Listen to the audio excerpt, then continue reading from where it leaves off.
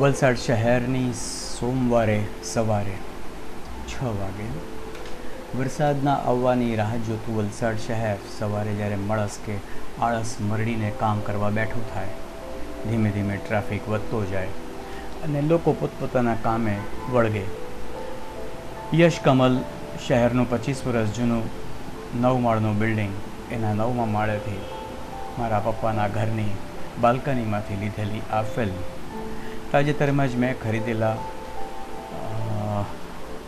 AIMAX મોડલના હેન્ડીકેમ ઉપર લીધી. આ કેમેરાની કિંમત ફક્ત 2200 રૂપિયા છે અને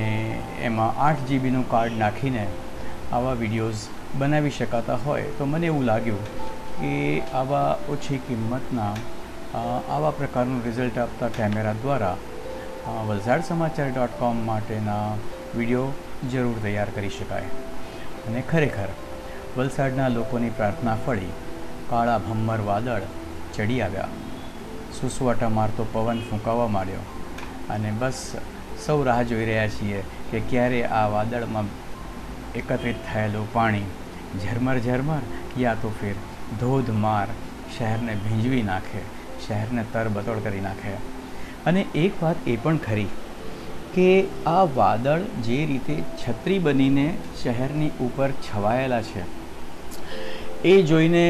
હું તો જાણે કવિ નથી, પણ તો પણ કદાચ કવિ બની જાઉં તો કંઈ નવાઈ નહીં. અને એટલે જ દૂર દૂર સુધી જ્યારે વાદળોની ક્ષિતિજ અને ધરતી પરથી મકાનોની લાઈન આવી રીતે છૂટી પડતી દેખાય ત્યારે નરી આંખે મને જે આનંદ મળ્યો હતો એવો જ આનંદ કેમેરા દ્વારા ઝીલાયેલા આ દૃશ્યોમાંથી મળશે કે કેમ એ મને ખબર નથી.